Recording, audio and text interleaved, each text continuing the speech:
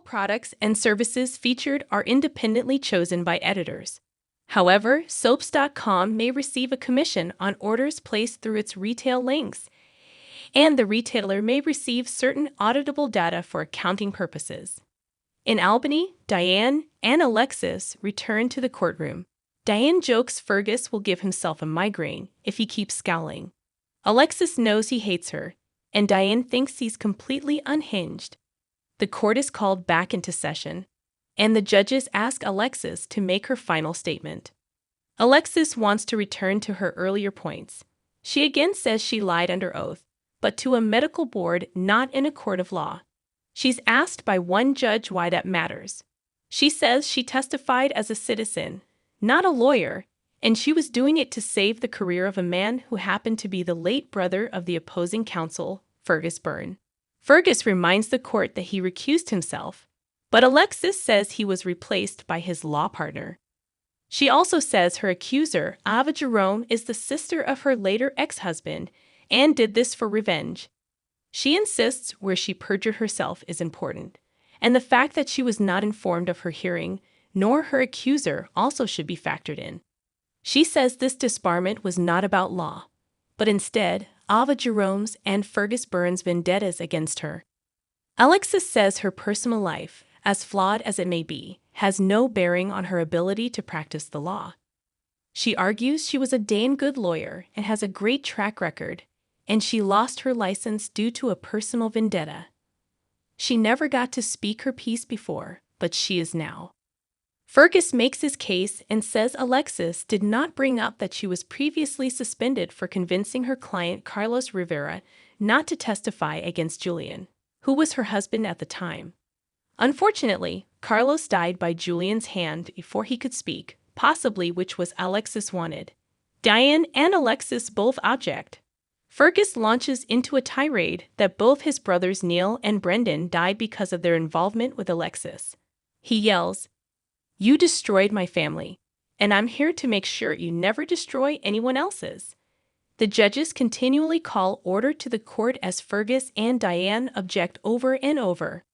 Fergus says Alexis' perjury and her lies led to both his brothers' deaths and got her disbarred. He says she has demonstrated she has no regard for legal ethics and insists she remains disbarred. The judges say they'll be in touch with their decision within 30 days. Diane looks over at Fergus and tells him that he should be ashamed of himself. He walks out. Tracy returns to the stables from a ride and beams to Cody how great it was. Cody says he was told she was needed at the house, and he'll take care of cleaning up everything. Tracy doesn't think anyone needs her, but he says Chase needs her. Tracy says he and Brooklyn are on a plane to Florence. Cody tells her that they couldn't get on that plane. Tracy asks why not. Cody simply says he's sorry. Tracy realizes Gregory died. Cody gets Tracy some water, and she laments how she just saw Gregory yesterday. She knew this was eventually coming, but this was so sudden. Cody is sorry she had to hear it from him. Tracy says she's not, as she thinks Gregory was a lot like him when he was younger. Cody is flattered but doesn't see it. Tracy says they both have an open way of dealing with things and no worries. He laughs that he worries, and the horses help alleviate his troubles. Tracy says for Gregory, it was his family that did that for him. She lists more similarities, such as he doesn't miss a thing, he doesn't talk much, and he doesn't push people around. She says he gives people a lot of grace, and that is a gift. Tracy tells Cody that if anyone asks, let them know he told her the news. He again says he's sorry, and she says she's sorry too. Tracy heads out. At the hospital, Portia tells Liz that she's sorry what happened. Finn called her and told her about Gregory and that he wouldn't be in today. She felt lucky to see him in his element at the wedding and how much he loved his family. Portia thinks this must be hard for her too, as she was basically part of the family.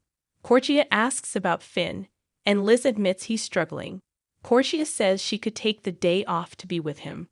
Liz says he doesn't want her around. Portia can see that and says she is her friend, so talk to her. Liz notes she's also the co-chief of staff. Molly meets with TJ in the hall as they are about to head to lunch. Liz flags Molly down and tells her that she keeps trying to get hold of her mom. Molly heard about Gregory and says Alexis is in Albany for her appeals hearing. Liz learns she'll be home tomorrow and says she'd like to talk to Alexis herself rather than have Molly relay the news. Tracy arrives and runs into Liz. They both note what a hard day it is. Tracy is looking for Stella, and Liz lets her know she's in the break room.